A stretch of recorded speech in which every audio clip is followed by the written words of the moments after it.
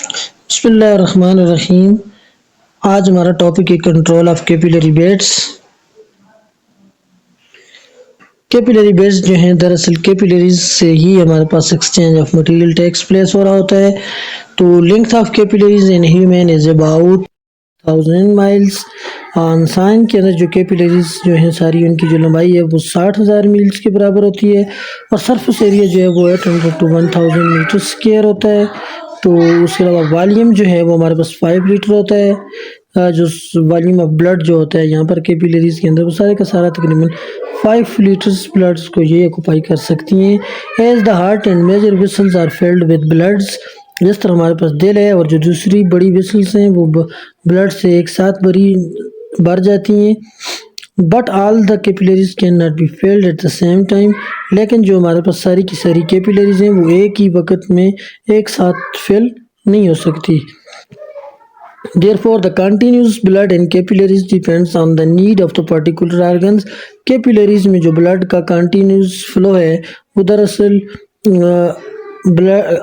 Particular organs की जो है नीड है उसके ऊपर निसार करता है, उसके ऊपर डिपेंड करता है। कंट्रोलिंग सेंटर की बात करते हैं तो the expanding and contracting of capillary beds, capillary beds का फैलना या सिकुड़ना जो है दरअसल वो हमारे पास सिंपैथेटिक या पैरासिम्पैथेटिक नर्वस सिस्टम जो होता है ये इसको कंट्रोल कर रहा होता है। सिंपैथेटिक एंड पैरासिम्पैथेटिक सिस्टम ये हमारे पास नर्वस सिस्टम में दो अहम सिस्टम है। एक इमरजेंसी में जो है हमारे पास काम कर रहा होता है और दूसरा जो है हमारे पास नॉर्मल सिचुएशन में काम कर रहा होता है।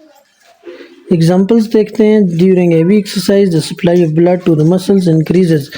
जब एक बंदा हेवी एक्सरसाइज कर रहा होता है तो तब उसके जो मसल्स होते हैं उनको ऑक्सीजन की ज़्यादा ज़रूरत होती है, तो ज़ाहिर है तो तब जो है ब्लड्स की जो सप्लाई होती है वो उनकी तरफ ज़्यादा होती है। Where the supply of blood decreases to internal soft organ, जबकि हमारे पास जो इंटरनल ऑर्गन सॉफ्ट ऑर्गन्स हैं उनकी तरफ ब्लड की सप्लाई हैवी एक्सरसाइज के दौरान डिक्रीज हो जाती है। This is accomplish by the increased heart beat.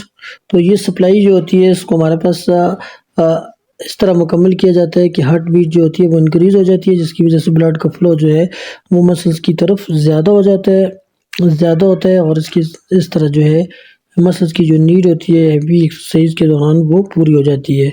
After exercise, जब एक्सरसाइज हो जाती है तो फिर उसके बाद the blood supply to skin is increased by vasodilation to remove the excess of heat. तो वेसोडाइलेशन जो है वेसोडाइलेशन के थ्रू हमारे पास स्किन्स की तरफ ब्लड की सप्लाई जो होती है वो इंक्रीज हो जाती है। उसकी वजह ये है कि जब हैवी एक्सरसाइज के दौरान जो आपकी बॉडी के अंदर हीट प्रोड्यूस हुई है रिस्पिरेशन के नतीजे में जो एनर्जी प्रोड्यूस हुई है और उसके नतीजे में जो हमारे पास बॉडी हीट अप हो गई है, तो ज़्यादा से ज़्यादा हीट को रिमूव करने के लिए ब्लड का फ्लो जो है स्किन की तरफ ज़्यादा हो जाता है हैवी एक्सरसाइज के बाद, और वहाँ से आपके पास स्वीट्स की सूरत में या पसीने की सूरत में आपके पास क्या हो रहा होता है कि ब्लड जो है जो हीट होती है वो ज़्यादा से ज़्यादा वहाँ से खारिज हो रही होती है।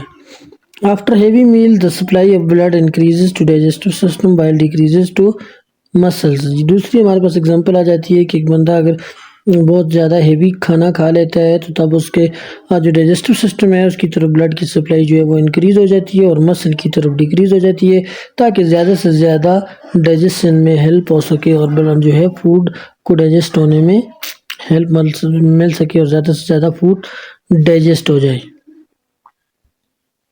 Thank you for your attention.